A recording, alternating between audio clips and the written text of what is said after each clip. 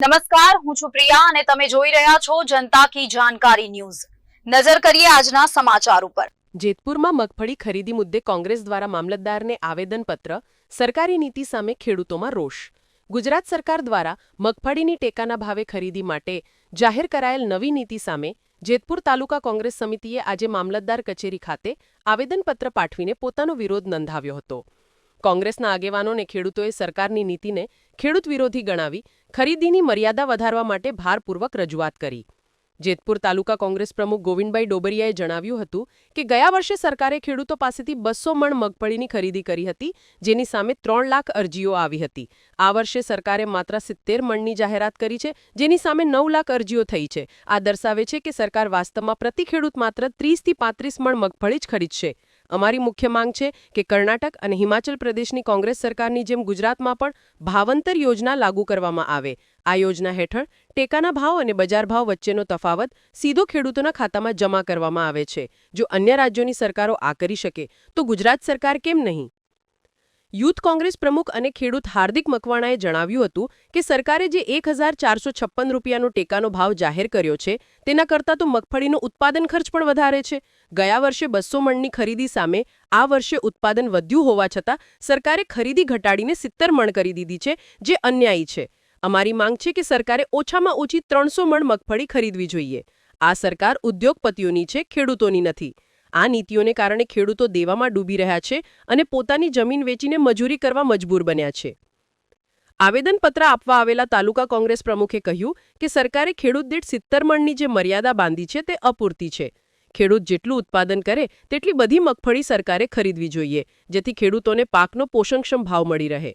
અત્યારે જે ભાવ નક્કી કરાયા છે તેટલો તો ખેડૂતનો ખર્ચ જ થઈ જાય છે। જો સરકાર ધ્યાન નહીં આપે તો ગામડા તૂટી જશે અને ખેડૂતો પાયમાલ થઈ જશે। રિપોર્ટર આશીષ પાટરિયા, જેતપુર। હાર્દિક મકવાણા, યુથ કોંગ્રેસ પ્રેસિડેન્ટ। હું ખેડૂત છું અને હું પોતે ખેતી કરું છું। અત્યારે સરકારે જે ટેકાના ભાવે નક્કી કર્યા છે એ ટેકાના ભાવ 1456 રૂપિયા છે। તો ખરેખર આપણે જોઈએ તો 1456 કરતાં તો વધારે ખર્ચો થઈ જાય છે। એટલે ખરેખર ટેકાના ભાવમાં સરકારે વધારો કરવો જોઈએ। બીજા નંબરની અંદર એવું છે કે 70 મણની અત્યારે વાતો સંભળાઈ છે, તો ઓલી વખતે ગયા વર્ષે 200 મણ ખેડૂતોની મગફળી ખરીદી કરી હતી। આ વખતે 200 કરતાં વધારે ઉત્પાદન વધ્યું છે તો વધારે ખરીદી કરવી જોઈએ, એટલે એમાં ઘટાડો કર્યો। તો અમારી માંગ એવી છે કે બધી સરકારે ખરીદવી જોઈએ, પણ ઓછામાં ઓછી 300 મણ મગફળી તો ખેડૂતોની ખરીદવી જ જોઈએ, તો જ ખેડૂત ઊભો થઈ છે। બાકી ખેડૂતને ગરાફા ખાવાનો છે ખેડૂતના।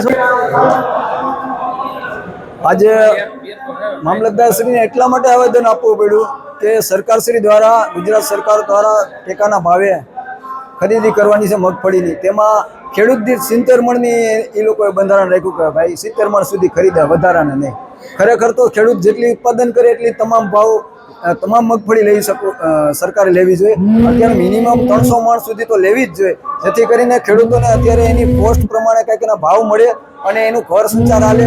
અત્યારે એને સરકારશ્રીએ જે કંઈ યોજના ભાવ નક્કી કર્યા તે એને ખરેખર એની પડતર કિંમત શું થાય છે એ નક્કી કર્યા પછી ભાવ નક્કી કરવા। અત્યારે એટલી જે ભાવ નક્કી કરેલા છે એટલો તો ખર્ચ થાય છે, એટલે ખેડૂતો પાયમાલ થઈ ગયા, ગામડા તૂટે છે, ખેડૂતો જમીનો વેચવા માંડ્યા છે, જેથી કરીને આવનારા દિવસોમાં ગામડા તૂટી ન જાય, ખેડૂતો પાયમાલ ન થાય, એટલા માટે સરકારશ્રીને અમે મામલતદાર શ્રી મારફત ટેકાના ભાવની મગફળી બાબતે આવેદન આપેલ છે।